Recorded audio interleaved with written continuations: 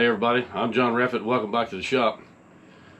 Today I want to talk about the elastomer, like Z-Man type stuff, which that is not the same thing as what I've got, but I did find some elastomer. It's hard to find in this country. I looked around, you got to buy it in mass quantities. Did happen to see this on YouTube from another bait maker. Softbaitfishing.com, but you have to get it out of Europe. And I'm thinking Poland, maybe. I'm not 100% sure, but one of those countries over in that area. And it's about $35 for a liter. That was about a liter bottle. He does have some cool colorants. I did make one here just to try. This is watermelon red. You can kind of see it almost has a chartreusey red greenish look to it. I'll peel it out of here and check it out. But it's pretty, see, that's about 10 drops per 3/4 cup right there, through a little black flake in it. Might need to darken it up just a little bit, but I kind of wanted to see what it looked like. And it's, you can definitely see the greens in. I don't know if it's coming through on the camera, the greens and the red in it, and almost like a little bit of chartreuse. But he does have several other colors like this. I believe I've got one more. It's watermelon red. But this stuff is stretchy. I mean, it's as you can see, there's a piece from where I played with it once before, and you can stretch it way out there. So I've got some heating up behind me. You gotta get it up to about 400 degrees, and it's not meant for microwaves.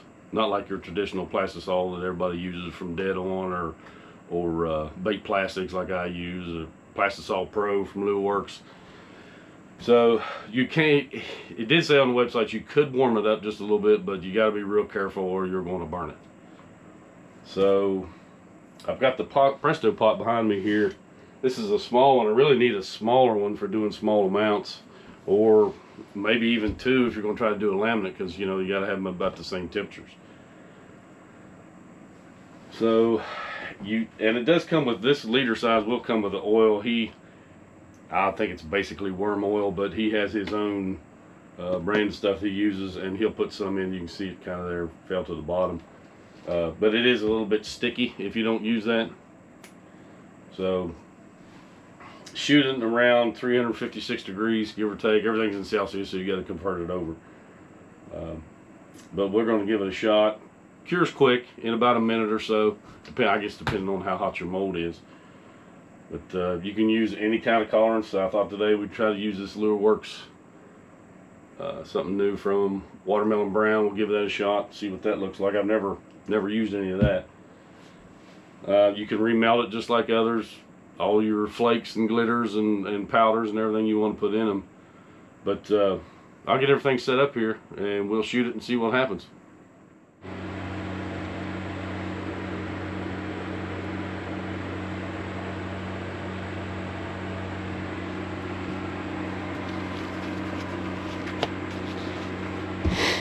Okay, so I've got it heated up here.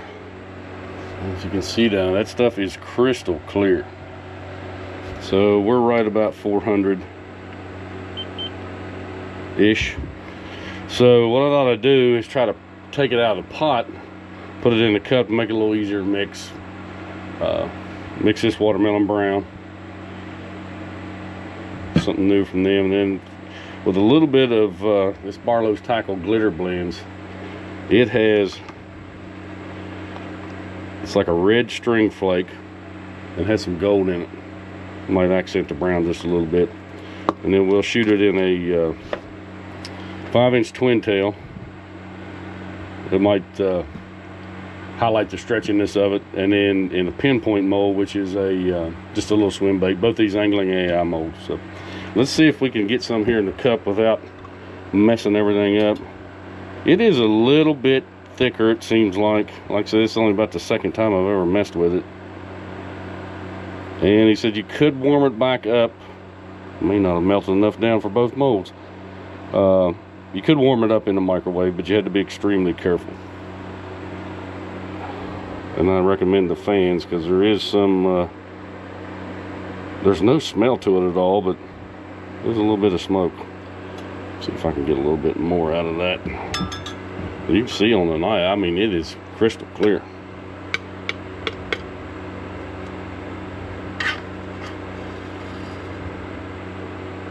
I don't know if we're going to do it or not. Yep. Well, we might have enough for one mold anyway. Stringy. So let's start out with about 5 drops of this and see what that does. Well, it would help if you cut that open before you start.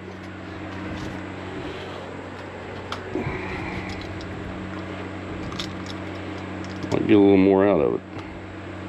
Yeah, made a mess.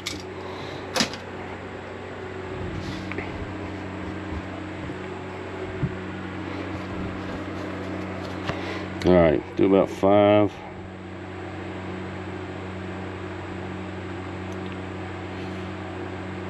There's 5. See what that does to us.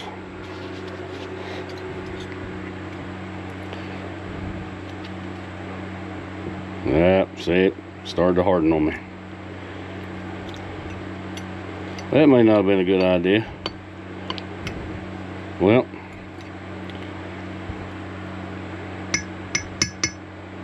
let's try this. Let's see if we can warm it up a little bit in the microwave here. See, about 20 seconds, see what that does for it.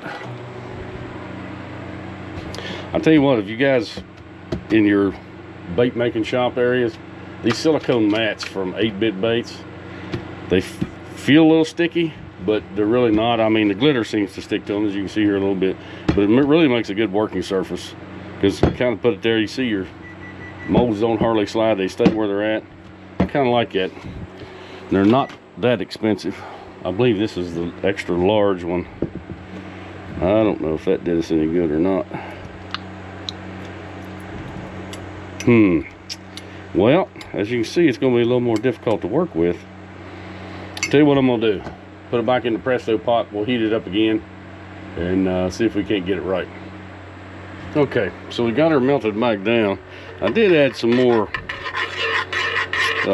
colorant to it. It's about 25 drops.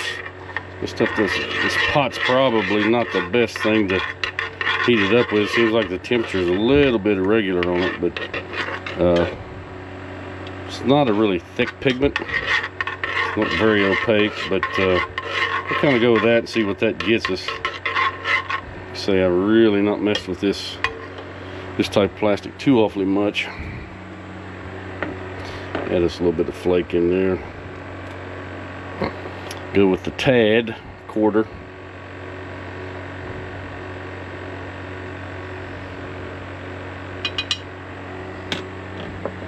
See what that does to it.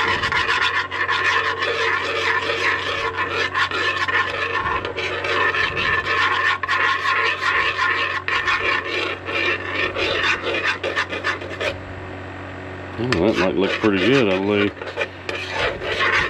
If you check out Barlow's Tackle, they've got a lot of those glitter blends.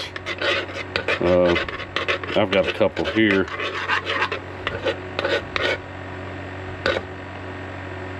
Well, that doesn't really look too bad. Looks like I stirred a few bubbles into it. Let's sit there a little bit, but let's see here. There's one. It's called Bruiser. It's a bluish purple. You can see on the lid right there. Kind of a hollow shift kind of deal. There is also, there's a bunch more that I didn't get. I just got a couple to play with. Dragon's Breath. It's kind of another red, gold, purplish like deal. You can add a little bit of pizzazz to whatever you're making there. And then there's also the green Fire Tiger. Kind of that greenish gold, a little bit of orange in it. Kind of cool. So let's see. what we've got. Get this out of the way. Temperature wise, about 375, and I believe what they said in my cheat sheet here, shoot at around 356, 60, something like that. One thing I forgot to mention about this, like I say, you got to get it from Europe. Shipping's about 40 bucks, and it took a minute to get here. So if you plan on doing it, plan ahead. About $35 a liter. See where we're at here. 374. It's cooling off just a bit. That mold is cold, so probably gonna have to tilt this up to the side to get it out. Whoops, making a mess. Excuse me, I've had the crud here lately. Well, we don't want that to pop out. So, let's see here. Let me get something to prop it up with. Get it all on one side where we can get it up in the injector. Yep, not the optimal way, optimal, if I could talk, way to do this, but kind of give you an idea what's going on. We'll have to find some sort of, maybe that induction plate, like a hot plate, melt it in some sort of a metal bowl or something like that. Let's see what we'll do here. I did notice on the first time I shot this, it does seem, yeah, that's going to have some air in it. It is a little harder to shoot, seems like.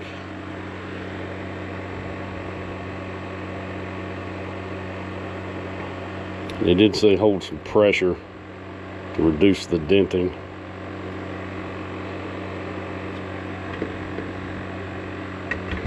Not sure how that's going to come out. I think we got way too much air in it. Yep. Okay. I don't think these are going to turn out. I think I got way too much air in that injector, but let's see what it did as far as the colorant goes and all of that.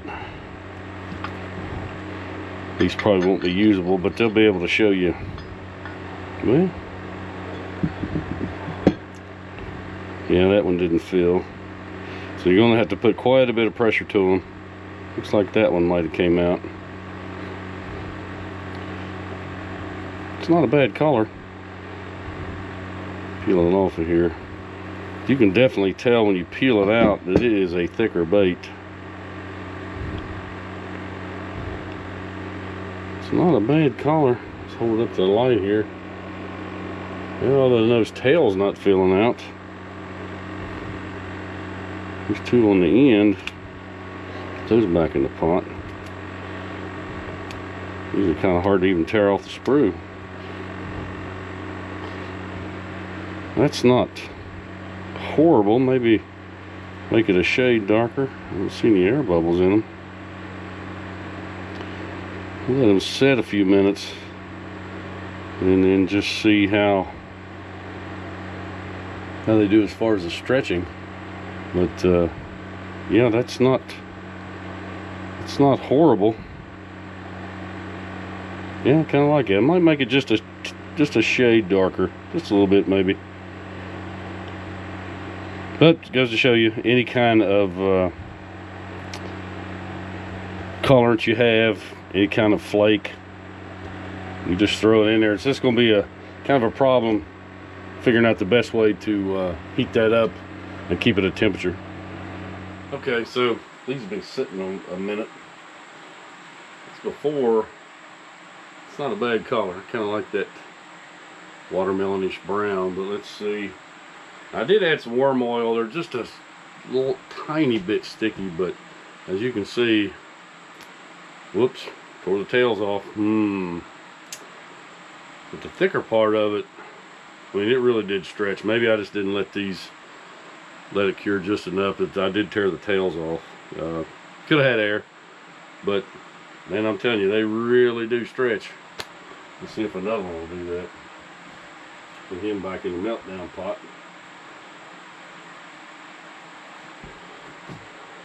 Yeah, I'd say the little appendages, they're going to tear, but I mean, they still do stretch pretty well. You can see down here in this end, start again. That's about how it is. Just grab it with the tips of my fingers here. It's going to take a minute to tear that up. Yeah, well, there it went. It's not too bad overall. Maybe let them sit a lot longer, and then they won't do that. Now, the bait I showed you before, with this watermelon red, I went ahead off camera and shot it again in the bigger crawl, but I added some more to it, which I tend to like a little bit better because it does have more of the green in it. But you can see in the claws, it really kind of shows off that reddish orange like. You almost still get that little bit of chartreuse in the legs here, but the main body, I can see through it here where I'm looking at, but you may not be able to see through it. But yeah, that can be a pretty good color. Be interested to try a couple others, but I did saturate that probably 25-ish drops, I guess, in a little less than a cup, 3/4 or so. But I think that'll be a pretty good color.